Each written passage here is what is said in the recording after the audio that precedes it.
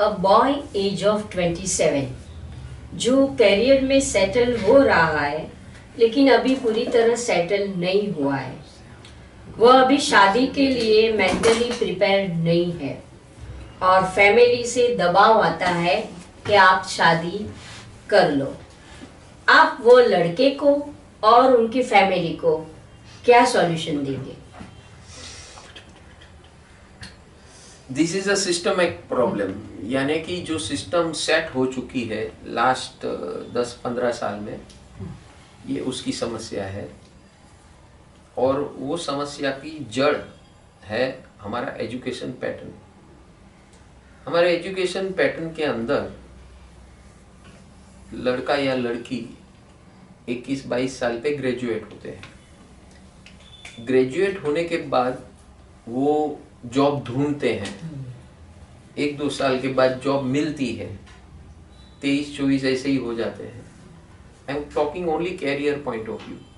इंसान का एक डायमेंशन नहीं है कैरियर, लेकिन ये ऐसा होता है। अब जब वो 23-24 में अपनी जॉब लगती है तो उसको ग्रो करने में 5 साल चाहिए कम से कम। जो भी उसने अपना प्रोफेशन या एरिया सिलेक्ट किया जिसके मुताबिक वो चल रहा है आगे, लड़की हो या लड़का, तो उसके अंदर अपनी जगह बनाने के लिए 5 साल मिनिमम लगते हैं। मिनिमम 5 साल, वैसे देखा जाए तो 8 साल लगता है। तो 5 साल यानी 23 और 5 28 हो गया। अभी सामाजिक दृष्टि से, लॉ ऑफ नेचर की दृष्टि से हर इंसान को, हर लड़की को 22-23 तक शादी कर लेनी चाहिए। Because her fertility period is between, best is between 16 to 32। ये उसका फर्टिलिटी पीरियड है स्त्री का, लड़की का। और लड़के का फर्टिलिटी पीरियड है 18 to 34। तो हमारे पूर्वज इसीलिए 16 साल की लड़की या 18 साल का लड़का, वो लॉ ऑफ नेचर के मुताबिक सिस्टम थी। लेकिन उस समय समाज की व्यवस्था भी ऐसी थी कि लड़के को अपना फ्यूचर के बारे में सोचना नहीं पड़ता था, क्योंकि माँ बाप का सपोर्ट था। लड़की को भी पता था कि लड़के में मुझे वो क्या कमा रहा है उसके बारे में कुछ सोचना नहीं है क्योंकि फैमिली सपोर्ट लड़के की ओर से, लड़की की ओर से एज्यूम्ड था कि पूरा परिवार खड़ा है उस लड़के के पीछे और सब कुछ संभाला जाएगा। और भाई बहन, माँ बाप, ये सब जॉइंट में रहते थे, तो कोई ना कोई संभालने वाला, सब पूरी सिस्टम चलती रहती थी। ये हमारी पुरानी व्यवस्था थी, which was as per law of nature. अब ये एजुकेशन आया, इंडिपेंडेंट थिंकिंग आया, इंडिपेंडेंट वर्किंग आया, माँ बाप से के अलग विचार आ गए, उनके विचार माँ बाप से मिल जुल नहीं रहे हैं। दूसरा, जॉब करने निकले। पहले ऐसा होता था कि जो पिताजी का काम होए उसी में ज्वाइन हो जाते थे, तो कोई टेंशन था नहीं।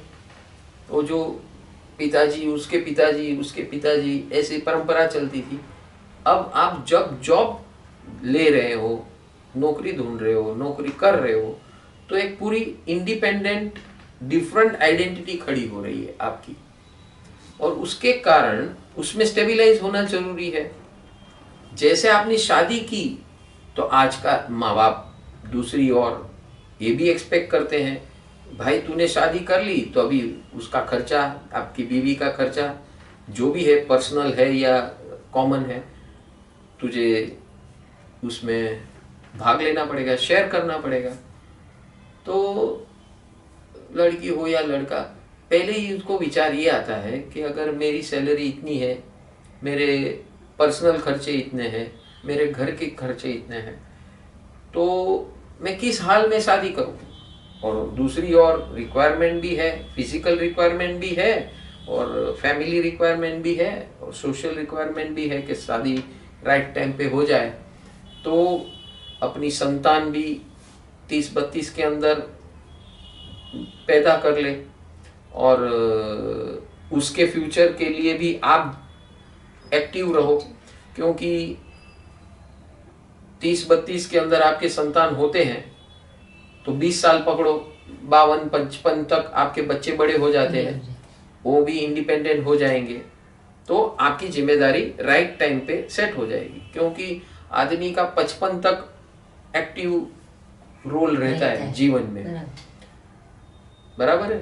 तो तब तक वो भी जवानी महसूस करता है। जैसे 55 से 65 की उसकी रेंज चलने शुरू करती है तो उसकी एफिशिएंसी कम हो जाती है, उसकी बहुत सारे चीजें कम हो जाती है। अगर वो अलर्ट एंड अवेयर है तो 85 तक कुछ नहीं है, वो जवानी रहेगा।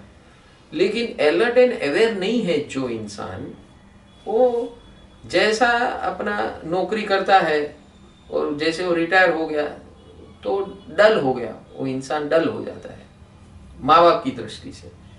तो ये जो 27 साल के जवान लड़के की बात कर रहे हो या लड़की हो, आपने लड़के का सवाल किया, लड़की भी हो, आज लड़की भी 30 साल की हो जाती है, शादी नहीं करती है।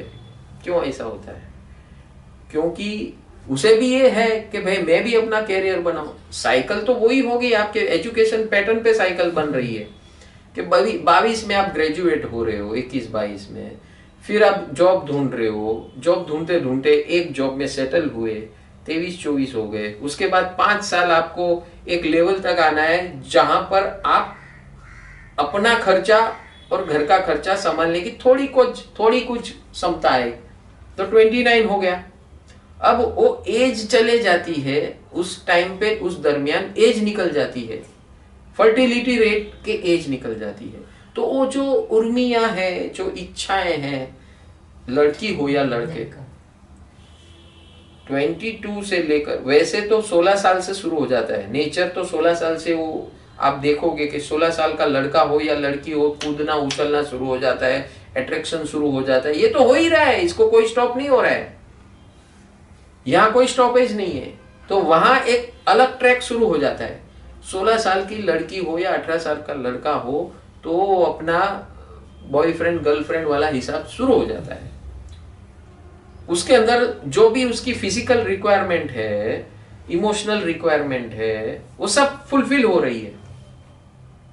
और इसमें पेरेंट्सों का भी सपोर्ट रहता है, क्योंकि वो सोचते हैं भाई हम इसमें इंटरफेयर, और बच्चे भी सुनते नहीं है। क्यों नहीं सुनते भाई?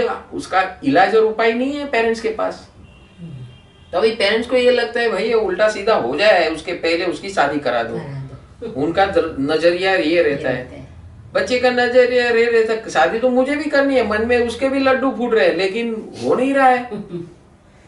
क्यों नहीं हो रहा है? क्योंकि दूसरी तलवार खड़ी है खर्चे की, खर्चा निभाने की तैयारी नहीं है, कैपेसिटी नहीं है, और है तो उसके एक्सपेक्टेशंस, उसके खुद के एक्सपेक्टेशन और लाइफ पार्टनर के एक्सपेक्टेशन इतने होते हैं कि वो अगर वो फुलफिल करने जाए तो कहीं का नहीं रहता है।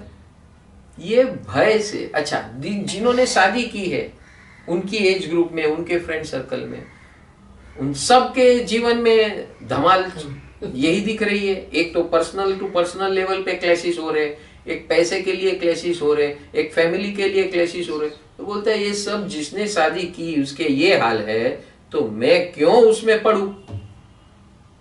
जितना डिले कर सके उतना करें, ठीक है। ऐसे ऐसे करते करते आज की तारीख में 32 से 37 की रेंज में लोग सेटल हो रहे हैं।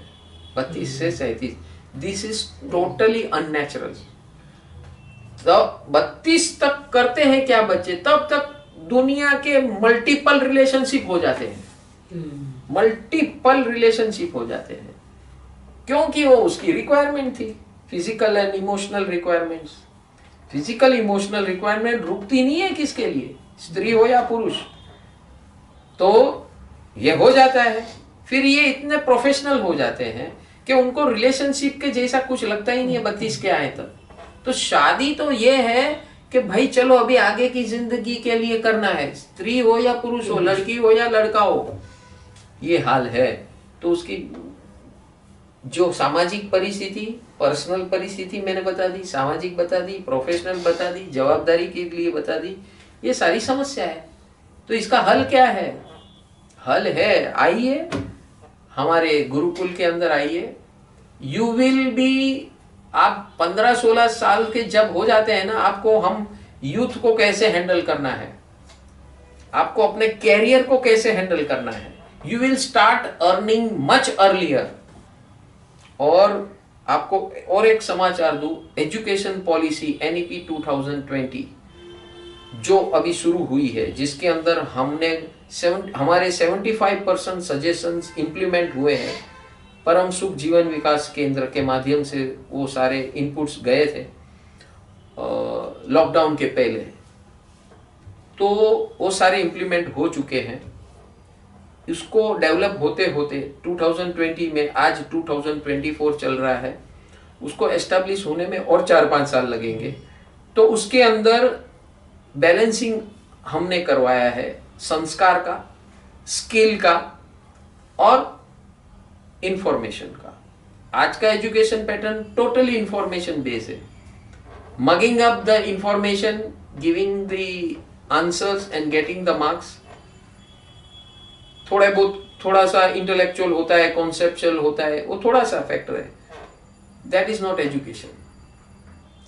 और इसीलिए प्रॉब्लम क्या हो रही है कि जो एजुकेशन 22 साल तक लिया है, वो जैसे बाहर निकलते काम करने के लिए निकम्मे है, वो काम के ही नहीं है। क्योंकि जो एजुकेशन किया है वो आज की रियल वर्ल्ड में उसकी कोई वैल्यू नहीं है।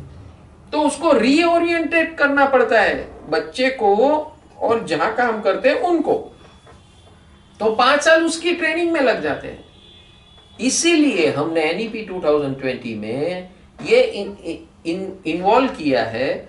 कल ही न्यूज़पेपर में आया है, कल की बात कर रहा हूं, कल ही न्यूज़पेपर में आया है कि 6 स्टैंडर्ड ऑनवर्ड्स स्किल ट्रेनिंग शुरू हो जाएगी। But that is state subject. अब हर स्टेट को सेंट्रल गवर्नमेंट तो दे रहा है गाइडलाइंस, बट ये क्यों आया? ये धर्मेंद्र प्रधान, हमारे जो एजुकेशन मिनिस्टर है, जिसको हमारी चिट्ठी गई है अभी भी गुरुकुल के लिए, ये गुरुकुल की स्थापना नेशनल लेवल पे होनी जरूरी है। That is a scientific way of living and requirements at different age groups has to be fulfil at that age. Then all this, ये जितनी समस्या है, क्योंकि ये समस्या आपकी समाज की नहीं है, पूरे देश की समस्या है। ये बेरोजगारी क्यों है? Because there is lack of skill development. Skill training नहीं है, आपके एजुकेशन में स्किल ही नहीं है। तो इसीलिए अभी छठी यानी के बच्चा 12 साल के बाद अलग अलग डिफरेंट स्किल्स को ट्राई करेगा, ट्रेन होगा, उसको पता चलेगा मैं किस में अच्छा हूं। स्कूल को पता चलेगा अच्छा मैं किस में। 8वीं तक उसको पता होगा कि मुझे क्या करना है आगे। फिर उसकी एप्टीट्यूड टेस्ट होगी 8वीं में एप्टीट्यूड टेस्ट होगी, स्किल टेस्ट होगी। उसके बाद उसे गाइडेंस दिया जाएगा कि आपको किस फील्ड में विकास करना है। तो 9वीं से 12वीं में वो उसी फील्ड में विकास करेगा। जैसे वो 12वीं पास करेगा, वो तैयार हो जाएगा, ट्रेन हो जाएगा, वो अपनी कमाई शुरू कर सकता है, पार्ट टाइम ट्रेनिंग। और ये जो स्किल ट्रेनिंग होगी उसमें अप्रेंटिसशिप मिलेगी उसे स्कूल लेवल पे, 6ठी से 8वीं, 9वीं से 12वीं, वहां पे उसे अप्रेंटिसशिप मिलेगी 2000-3000, जहां से वो कमाना सीख जाएगा। एक स्किल ट्रेनिंग मिल रही है, साथ में उसे पैसे भी मिल रहे हैं, जिससे वो अपने एजुकेशन को, अपने पेरेंट्स का सपोर्ट सिस्टम बन सकता है। उसे अपनी आत्मनिर्भरता शुरू हो जाएगी, उसे अपने आप पे अंदर कॉन्फिडेंस आ जाएगा। उसके बाद वो ग्रेजुएशन में जाएगा। अभी आज की तारीख में आपको मैं बताऊं कि जो एजुकेशन है up to 12th standard in India is at very low level. Because of this, माँ बाप के पास पैसा नहीं है।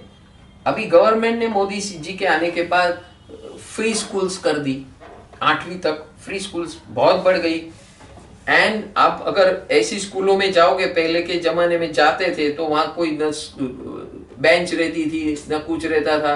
अभी तो सब कुछ, you will get books, you will get dress, you will get proper training, सब इलेक्ट्रॉनिक बोर्ड होंगे, क्लीन एंड नीट क्लासरूम्स होंगे, टीचर्स भी वेल ट्रेन टीचर्स होगी। ये सब कुछ सिस्टम आ चुकी है। It will be equal to private schools. इस लेवल की एजुकेशन ऑलरेडी स्टार्ट हो चुकी है। आज भी अब अगर हम बॉम्बे में है, आप म्युनिसिपैलिटी स्कूल में विजिट मारिए, एक विजिट मारिए, जो आपके जमाने में होती थी, बच्चों के पैर में चप्पल नहीं होते थे, कपड़े का कोई ठिकाना नहीं होता था, कौन से घर से आ रहे कुछ नहीं दिखेगा आपको, वेल ड्रेस्ड, सब वेल तैयार, कपड़े भी अच्छे, स्कूल में अच्छे, टीचर भी well educated, proper training, proper guidelines, ये सब कुछ आ चुका है। अभी now we are in that phase where education matters because that will decide the future of a child. And जो भी कुदरत, जो मैंने कहा कुदरत जो है उसके मुताबिक आपका जीवन व्यवहार और पद्धति होनी चाहिए। तो ये सुसंगतता, ये अभी क्या है, there is break of harmony. बच्चे का क्या दोष है उसमें, कुछ नहीं है, ये सिस्टम का दोष है। तो ये सिस्टम का दोष मिटाने के लिए एजुकेशन पैटर्न लाई गई है। तो ये स्किल ट्रेनिंग हो गई। और हमने जो संस्कार क्लासेस बोला है, अभी तक उसकी बातें मैंने ज्यादा नहीं देखी है एजुकेशन फील्ड में, जिसके लिए हमें एजुकेशन मिनिस्टर को मिलना है। क्यों, हमारी भारतीय संस्कृति, भारतीय जीवन पद्धतियां जो based on law of nature है, उसका एजुकेशन वोम ऑफ मदर से शुरू होना चाहिए और मरते दम तक रहना चाहिए। वो कौन दे सकेगा? गुरुकुल दे सकेगा। वो गुरुकुल के अंदर आप कितने भी उम्र के हो जाइए, मरते दम तक आपको उस गुरुकुल में रहना है, जो आपको कंटिन्यूअसली उसका संवर्धन देते रहेगा। अलग अलग समस्या आती जाएगी, आपको अपने गुरुकुल को रिफर करना है, आपकी समस्या वहीं हल हो जाएगी, कहीं और जाने की जरूरत नहीं है। तो हमने ये सुझाव दिया है गवर्नमेंट ऑफ इंडिया को कि ऐसे गुरुकुल हर जगह गवर्नमेंट ऑपरेटेड शुरू हो जाए, ऐसी एजुकेशन पैटर्न शुरू हो जाए, संस्कार हर लेवल पे कंटिन्यूअसली दिए जाए। हमारे भारत के अंदर संस्कार देने का स्थान क्या था? मंदिर थे, धर्म स्थान थे, रिलीजियस प्लेसेस। आज वो भी पॉलिटिकल बन गई है, वहां भी उसके नाम पे टेररिज्म हो रहा है, पॉलिटिक्स हो रहा है। तो अभी न्यूट्रल ग्राउंड कहां मिलेगा? तो आपको कोई ना कोई ग्रुप से ज्वाइन होकर उस ग्रुप के आप वो हो जाएंगे, हिमायती बन जाएंगे और एक दूसरे के साथ लड़ोगे। ये पैटर्न को खत्म करने के लिए हमने ये सुझाव दिया है, गुरुकुल पद्धति आए, एजुकेशन आए, स्किल आए, संस्कार आए। एजुकेशन मीन्स आज की तारीख में सिर्फ अक्षर ज्ञान है, तो अक्षर ज्ञान से हटकर 3 डायमेंशनल हो, एंड 4th डायमेंशन जो है वो भी आ चुका है एनईपी 2020 में, वो है sports and arts skills, art skills, ये आ चुका है। इसके ऊपर अभी अमल हो गया है। वॉट एवर इज मिसिंग, हमारे सुझाव के मुताबिक जो संस्कार का हमने जो बताया है, जो लॉ ऑफ नेचर आधारित होना चाहिए, हमारे भारत के अंदर यही है। ठीक है, सिर्फ वो सनातन परंपरा है, सनातन यानी law of nature based system. वो नाम से पॉलिटिशियंस घबरा रहे हैं कि भाई उसको कैसे इनकॉर्पोरेट किया जाए। उसका सुझाव है हमारे पास कि उसको साइंस के बेस के आधार पे इनकॉर्पोरेट किया जाए, कि scientific knowledge as per law of nature, and eat drink sleep, उठो बैठो खाओ पियो हरो फिरो, जो भी करना है as per law of nature करो, उसका एजुकेशन दिया जाए और उसको सपोर्ट दिया जाए। ठीक है, then all the relationship should be based on respect, love, care and share. ये बचपन से बच्चों को दिया जाए, विच इज मिसिंग।